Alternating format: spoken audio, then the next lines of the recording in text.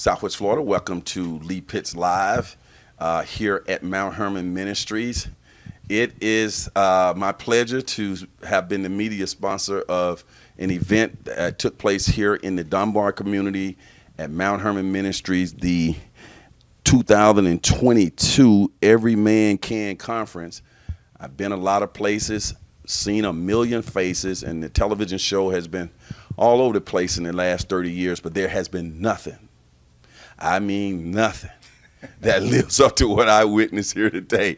It was a spectacular setting, a spectacular outcome of about over 100 men came into this church today for this conference, a men-only conference, and they were poured in with practical information as well as spiritual information delivered in a Sesame Street way that everybody could understand. You had a panel that was world-class. I think it was about six speakers, and of course the man right here who's now coming down from all that work and coordinating of things.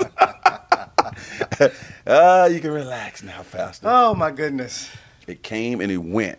And Pastor, some of the, this would be the Reverend Dr. William Glover, the pastor for the community, the church, the community's pastor. He's here in these brick and mortars, but he's about the whole community. And today represented that pastor. We had some thrilling diversity here. We had people of all economic status, races, ages. It was like I said, and you know me, I'm a straightforward guy. I ain't seen anything like this. Yeah. And I kind of been around, right? Yeah. I know you were kind of like your head was going on working, but did you get a chance to just kind of take in? And I know tomorrow when you wake up you can relax, but did you get a chance to like take in what we was experiencing? Well, yes, and it's kind of twofold. You know, you're taking it in as it happened, right, but you're also focused on staying on point because we were the host church, and I am the conference, visionary, as it would be. So I was very invested in things being on point. We're serving in excellence. We're timely. The quality is being poured into the men. And I'm just so very pleased with the outcome. Number one, we exceeded our modest expectation when we first started planning was about 50 people. And our total count is going to be around 125. Mm-hmm. So to assemble 125 men with the kind of diversity, both race, cultural, economic, social that we had in this building. Was that a religious diversity too? Like in everybody, it was called a non-denomination, whatever your religion just called. There was denominational diversity. Right. It was a Christian men's conference, but in the context of Christianity, as we all know, there are hundreds of denominations. And but we don't all know that, but thanks for educating us. Well, there are, literally. And so there was denominational diversity. But it was just a tremendous sight to have all of these men together for this event. Mm-hmm. One of the things that came from people who came here and sat and talked about this experience was the fact that they felt like there were other people sitting around them, other men who were experiencing a lot of things that they were experiencing, but they thought they were kind of alone, and it was just so good to be in a place like that. When you were designing the conference, and I mentioned the word practical, and other people did too, some of the different speakers were constantly going over practical stuff. Why don't you sort of educate our viewers and our radio audience on this as well? And I'll credit my men's ministry team that helped plan and coordinate this. When we conceived of doing it, I came up with the theming. We wanted something that would encourage and empower men. So the overall theming was Every Man Can, hence the title of the conference. But I asked the question, what areas do we feel men need encouragement in the most, where we can empower a man that he can be successful or achieve in that particular area? And they came up with 6 areas. Learning how to be the leader. We call it the priest in his home. Mm-hmm. So every man can be the priest of his home. Learning how to remain healthy and sexual, which was my topic. Okay. In case you forget. I know. Okay, go ahead. I would forget them. Go ahead. Go ahead. All men fail. For learning how to recover from failure. Okay. We all need to learn how to manage finances and to be prosperous. So learning how to be financially free. And we all need to learn how to maintain our integrity, be true who we know and believe that we are. And then finally, every Christian man wants to draw closer to God. So we build our sessions around those topics with the intro, Every Man Can. So these sessions were designed to empower and encourage men in those areas. And I think that's why men felt like coming in, it was just them. But those themings are universal, really, in all men's lives. And people came out on a Saturday morning. It was like a pilgrimage here. I think the registration started at 8 a.m. and then we kind of ended it around, what is it, 2 weekends? Around 2, right at 2. Right. And you told me the story about how it first started off as I would say, as a raindrop, and it eventually became an ocean. You're like, hey, that's my thing. Yes, there. yes. It was like a raindrop, and then it was a glass of water, then it was a bucket of water, it was a tub of water. Next thing you know, it's this ocean, and you're like, hey, this is almost like it's all like Noah's Ark. Everybody is coming in, and it just grew. Right? Tell that story. Well, yeah. When we really conceived of it, I conceived of something more intimate, something smaller. Yeah. Really kind of trying to get my men re-engaged in the work of the ministry after the pandemic. A lot of churches are experiencing some difficulty, some challenge in getting people re-engaged in volunteerism in the church, because people have suffered from what I call COVID convenience, right? And so people have reassessed where they give their time and how much time they give. And one area is in volunteerism in the church, and so we wanted to bridge that gap with this conference. And so I thought it was going to be, I would have been happy between 30 to 50 people, right? And then I got called from pastors, hey, we'd like to be a part. Is there a role for us? Well, yeah, sure, bring your men. We'll put you on the program. Okay. And that mushroomed to 6 pastors, 6 sessions. And what we thought was going to be 50 people turned out to be 125. And of course, with that, you got to add pieces to it, right? And literally, the beginning of this week, I'm like, man, this thing is mushroomed. I think this would be a great thing to make Lee aware of, to come cover and share, this good thing that's happening. It worked out, right? man. I was in Atlanta. And he tells the story. I'm in Atlanta. I'm like, he was in Atlanta, and I'm calling like, hey, man, look, I'm sorry. This last minute, I know you're busy, but this thing mushroom, man, and I just feel like I need to call. I had to take an early flight back, man. They charged me an extra $85 to get an earlier flight back to make it here, but it's all for the pastor, man. Go ahead. Community pastor. He's a community historian, right? Chronicler, right? I'm glad I was here at the first one. He availed himself and came. I always and I'm do, glad man. he's here to capture it. this so that we can share it. And I'm telling you something, man. I already see the future for this. Right now, you got to come down and relax, but I know you get back going. It's just I hate to say this, but this particular church is not going to be able to hold it. The reason I hate to say that on air is because I would like for it to stay in the community, but it's going to be so big. People are going to be coming from all over the country and the state. So, good luck with that. I'll just be there. I was here at the first one. Okay? It was just so, to me, it was more, I didn't, of course, where some things went wrong or what have we, but to the layman on the outside watching, it was like a master class, a textbook on how to run a men's conference. It was clicking. It was interesting, the topics, the people. You could see people taking notes. That's what really hit me when I went in one of your breakout rooms. People were writing notes, and they were like engaged. Talk about just walking around and watching it, because I saw you did go around and kind of look at things for a minute. Well, absolutely, and again, this was about education, empowerment, and encouragement. It wasn't so much about, a religious experience. You could have a meeting where it's all about the religious experience, all about the encounter. And so you give time to that and you bask in that. And there is a place for that. This was about information, education, empowerment. And that meant making certain the speakers had their time to do what they need to do, make certain it's given in a way that allowed men to be thoughtful, to take notes. In our program, we actually included a full set of notes from each speaker.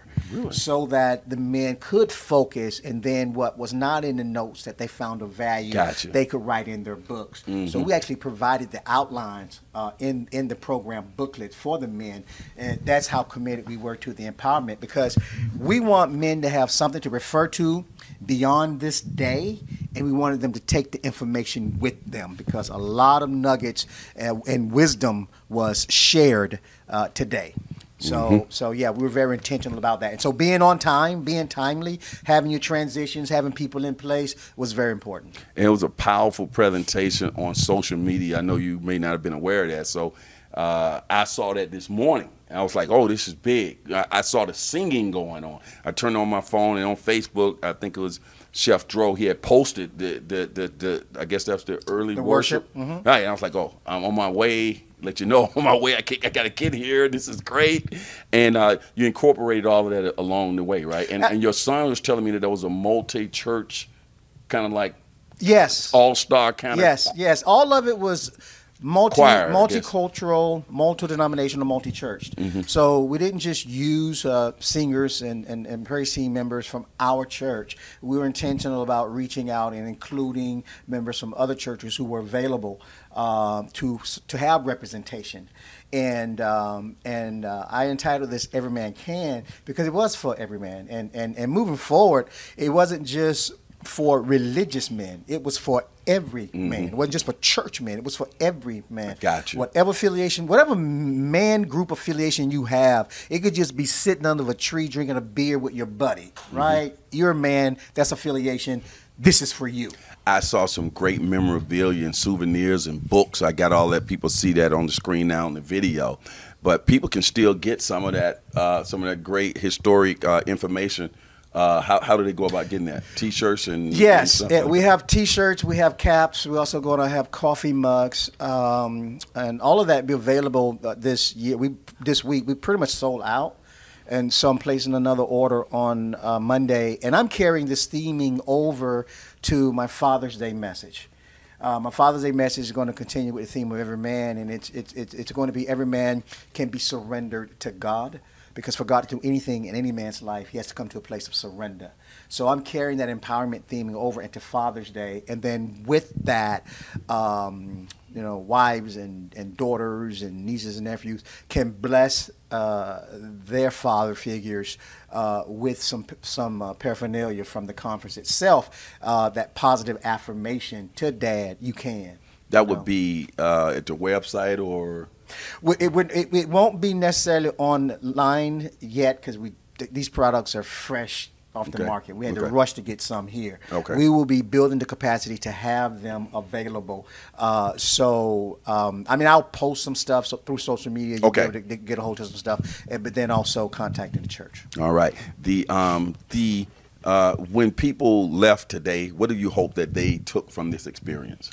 Encouragement. One brother asked a question, particularly clergy and church, when we're talking to men, it's always from perspective of what men are not doing and how men are not failing in terms of fulfilling their roles in their homes, in their communities, in their families. And the approach of this conference was very, very different. It was acknowledging those areas where men are vitally important, but it starts with, man, you are vitally important. You matter. Your life matters. The decisions you make matter. And not only do you matter, we want to empower you, encourage you, strengthen you, and teach you how to be your best in those areas. So we're approaching it from a perspective of building the man up. And encouraging him with those affirmations and with those practical truths. And that's the takeaway. That every man left here encouraged, left here empowered, and left here better equipped to be a better father, husband, community member, businessman, whatever the situation is. You mentioned your Father's Day program. I want to encourage people to come out and worship with you. Tell them your times and things of that nature. Thank you so very much. You can join us live on the campus of Mount Hermon Church, 2856 Douglas Street. Worship time is 11 a.m., and we seek to be timely, so we will be out by 1:45. So we won't keep you in church all day, but I want to encourage, if there's a man in your life, and everyone has men in their lives, encourage that man to come to church with you, and I promise you, he will leave blessed. Mm-hmm. And on top of that, you'll be able to pick some things up to remind him of how special he is and how vital he is in your life. So if you haven't decided on a place of worship, or you've been praying about a place of worship, I want to invite you to come join us here at Mount Hermon Church on Father's Day. Why should women be encouraged by the fact that 125 men got together on this day, a men's only conference here at Mount Hermon Ministries? Why should the women be encouraged by that? Because I have found in pastoring, women desire men to fill the roles that they're designed to fill, sometimes more than men, particularly when they're absent. Mm-hmm. So women have a vested interest in men being empowered and built up and equipped, because it brings balance to the home, and it allows the woman to fulfill her purpose, knowing that she's not having to take up slack, but that her spouse, her mate, her companion is shouldering his responsibility and covering her. Right. You know, every woman wants a man who she feels like has her. Mm-hmm. Right. Even if she's doing her own, she wants to feel like if she ain't, he got me. Right. So it serves the interests of women as well. The women, men, family, all this kind of ties together, right? To family. You worked it back to family. Absolutely, and it's a part of it's astute observation, by the way, and it's a part of our mission vision, to serve together, grow together, do life together, by adding redemptive value to every person, every relationship, and every family. Mm-hmm. Because things that matter the most to us, right, we're dealing with either personally, or we're dealing with it in the context of a relationship, or we're dealing in the context of our family. So we want everything we do to add value, to strengthen, to empower. Because if we can be successful in those areas, then we have the foundation to be successful in other areas. Now, I've never seen anything like this locally. Have you? Of this tenor, no. I mean, churches have had men conferences before, so this isn't a new thing. The men Certainly, conference Leap I wasn't there. Yeah. But the cultural, racial diversity, Topics. certainly new. The topics, certainly new. Mm-hmm. The design, certainly new. So we did it in a fresh, relevant way. And then coming out of the pandemic, particularly for a local conference that has no national renown, and you're not bringing in a national person of renown to draw folk, to have 125 men turn out strong, I think was a major achievement. And I'm extremely grateful for that. And one of the reasons I said that was to say this: pioneering, being like creative and bringing something to the community that is not here, and just the whole idea of the creative process and thinking it through and being a pioneer and stepping out and trying to do something. Is that like a hallmark or something that you feel that yourself or Mount Hermon Ministries in general need to, just go do stuff? Well, so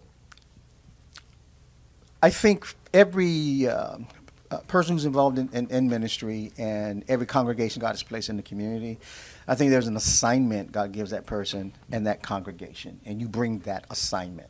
Okay, and you have to know what that is, your mission, your vision, and you have to be true to that. So a lot of what you see from us is just true to our mission and vision. Gotcha. We're just trying to be and that's why you never see me do certain things, because I'll support, but you won't necessarily see me doing it, because it isn't necessarily the assignment or the mission and vision. And then on top of that, part of our DNA is to identify what's missing and then provide it. You're never going to see me, per se, copy something successful someone else has done. If they're being successful with that, I want to enable them in that success. Got you. If I step out in terms of doing something, it's either born out of our mission and vision, or it's born out of God identifying a need and then following that. I see. Because that's what God bless. So this was born out of the fact, number one, we need to reengage men. But number two, there's been really nothing locally for men since the pandemic. I got you. Right? So there was a void. And I think that's why there was such a great response. I want you to take this time right now before we go off air. You had 5 other churches participate or ministers, and say something about each one of those. Spend about 30 seconds on each one and thank them. We have tremendous clergy in this community, and I want to say that.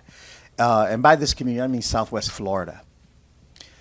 Black, white, Hispanic, Haitian, Asian. We have tremendous clergymen. Not all clergymen are out for the dollar. There are those of us who love where God has planted us, love the people we serve, love the community, and we give and invest of ourselves. And I've had the privilege of working with some tremendous, tremendous men. Dr. Leon Williams, right up the street, St. John Church, was a part of this, did a tremendous job. Dr. Phil Phillips, Agape Christian Fellowship, off of Buckingham Road, always adds value, did a tremendous job. Pastor Corey Dimmel, Cape Christian, tremendous job. Pastor David Pleasant, City Gate, downtown, phenomenal job. Pastor Dr. Jamin Stanziano from Summit Church, phenomenal job. And what I'm blessed, Lee, oftentimes when you see diversity, it's Caucasian men leading, men of color following, and enhancing what they're doing. What's unique here is you have a black man leading, and then Caucasian pastors who have larger congregations not considering it robbery to come and be a part and to follow. And I think that's what makes this special as well. I think that came out in some of my conversations, not in terms of racial structure, but in some of my conversations with some of the other pastors, and they talked about leadership is knowing how to follow as well. Absolutely. Expound on that, if you will. Absolutely. We all are familiar with John Maxwell's famous statement, he who thinks he's leading and no one is following is taking a walk. So for leadership to happen, you got to have someone lead and you got to have someone follow. There's a lot of people claiming to be leaders, but no one's following them. Right? You're not a leader if no one's following you. Right. You are taking a walk. The other thing with that is it takes a leader to lead leaders. There were some people who would presume to lead leaders, but you're not respected as a leader. Gotcha. A leader will never follow another leader unless he respects them. So I have followed and done things with all of the men who are here. So I demonstrate the ability, number one, respect for them, the ability to follow them. So when I put the call out to now follow my leadership, they trusted that. Oh, it was spectacular. They trusted that. They followed that. They turned their men out. They used their credibility with their men to say, hey, this is going to be of value. Dr. Glover is doing it. It's going to be done in excellence. It's going to be qualitative. You know, come. And that's what they responded to. Well, Dr. Glover, I'm going to step away from the camera. I'm going to leave you here for a second. And I want you to take about 4 minutes and bless us with the something related to an early version that I can use for my materials for Father's Day. Okay? Your Father's Day message. Go ahead. Put you on the spot. Okay, no problem. For this Father's Day, I want every father to understand how important and how significant you are in the lives to those whom you are father to, whether it's a biological father, a spiritual father, whether it is a mentor, a coach, whatever role you are playing, where you are standing in the position of a father, that is a sacred assignment and a sacred responsibility. And I want you to know that is a sacred calling, fatherhood. In fact, God instructs us to call him Heavenly Father. How sacred is that? I'm Father's Day. I'm ministering a message entitled, Every Man Can Be Surrendered to God. I want all men to know it is in that place of surrenderance to God that you discover purpose, that you discover destiny, that you discover empowerment, that you are equipped to fill the roles that are required of you. And the roles that are required of men, the roles that are required of fathers have not gotten simple. It's gotten more complicated. And I understand how replenishing it could be to have so many people pulling on you so many different ways, and yet desiring someone to impart and encourage you. So we want to impart in men, impart in fathers, encourage and replenish fathers, because you are extremely vital to the lives of those who God has placed in your life. So I want to say Happy Father's Day, and I want to invite you to join us at Mount Hermon Church on Father's Day, our 11 a.m. service, and be blessed by this message. Every man could be surrendered to God. Miami has the oranges. Fort Myers. Oh, Mount Hermon. Okay. Well, you can't say it. Let me do this. All right. All right. Miami has the oranges, but Mount Hermon Ministries in the 2022 Every Man Can Conference has the Juice. Has the juice. And I'm going to say amen. Amen. Lee Pitts Live is a Lee Pitts Enterprise production. Hello, everybody. This is Lee. I'm so glad that you watched that particular show. And if you enjoyed that show, we got other shows like that. Just subscribe to our YouTube channel. Watch Lee Pitts Live on demand anytime. And also hit us up on all our social media platforms. Just type in Lee Pitts Live, and there you go.